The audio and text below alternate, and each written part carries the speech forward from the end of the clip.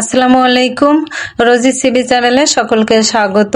চিকেনে লেবুর রস তো সবাই ব্যবহার করেন, কিন্তু লেবুর খোসা দিয়ে যে স্পেশাল চিকেন কারি তৈরি করা যায় সেটা কি জানেন?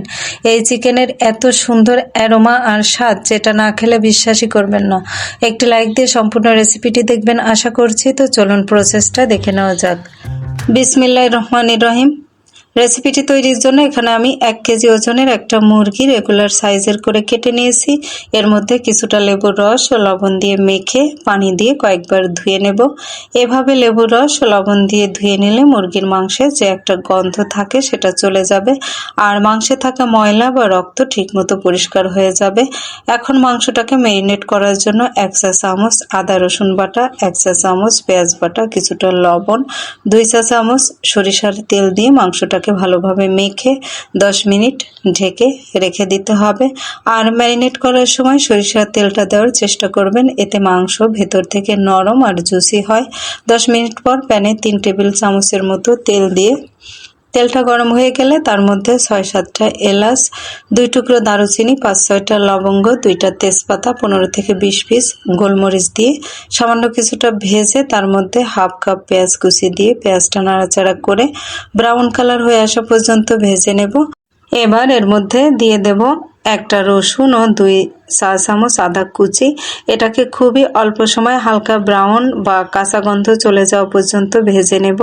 এখন এর মধ্যে 2 টেবিল চামচ রসুন ও 2 টেবিল চামচ আদা বাটা দিয়ে কিছুক্ষণ কষিয়ে তার মধ্যে 1 চা চামচ গরম মশলার গুঁড়া, প্রয়োজন মতো শুকনো ঝালের গুঁড়া, পরিমাণ মতো হলুদের গুঁড়া, ভাজা জিরার গুঁড়া, হাফ চা চামচ স্বাদ মতো কিছুটা লবণ দিয়ে মশলা কষানোর জন্য সামান্য পানি দিয়ে দেব। পানির সাথে মশলাটা মিশিয়ে ঢাকনা দিয়ে আরও কিছুক্ষণ কষিয়ে ধুয়ে রাখা সেই মাংসটা দিয়ে দেব। মশলার সাথে কিছুক্ষণ কষিয়ে ভেজে রাখা কয়েকটা আলু দিয়ে দেব। আলু দেওয়ার পর পানি ছাড়াই মাংসটা ভালোভাবে কষিয়ে নেব। আর মাংস কষানোর জন্য আমি কোনো পানি ব্যবহার করিনি, আপনাদের প্রয়োজন হলে ব্যবহার করতে পারেন। এখন আমি ঝোলের জন্য পরিমাণ মতো গরম পানি অ্যাড করে দেব। ঝোলের জন্য গরম পানিটাই ব্যবহার করবেন, তাহলে মাংসের টেস্টটা কিন্তু ভালো হবে। এখন ঢাকনা দিয়ে যতটুকু ঝোল রাখতে চাই সে অনুযায়ী রান্নাটা করে নেব।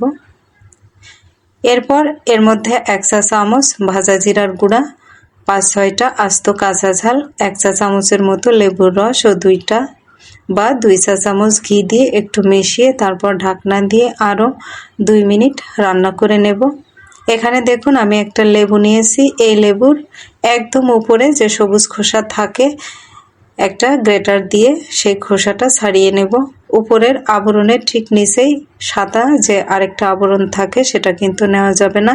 এই সাদা আবরণটা কিন্তু ভীষণ তিতা হয়। এখন এই গ্রেট করা খোসাটাকে ছাড়িয়ে ঝোলের মধ্যে ছড়িয়ে দিয়ে মাত্র 1 মিনিট ঢাকনা দিয়ে রেখে নামিয়ে নিলেই তৈরি হয়ে যাবে সেরা স্বাদের লেমন জিঞ্জার চিকেন কারি। তো রেসিপি ভালো লাগলে লাইক, কমেন্ট, শেয়ার, সাবস্ক্রাইব করার অনুরোধ রইল।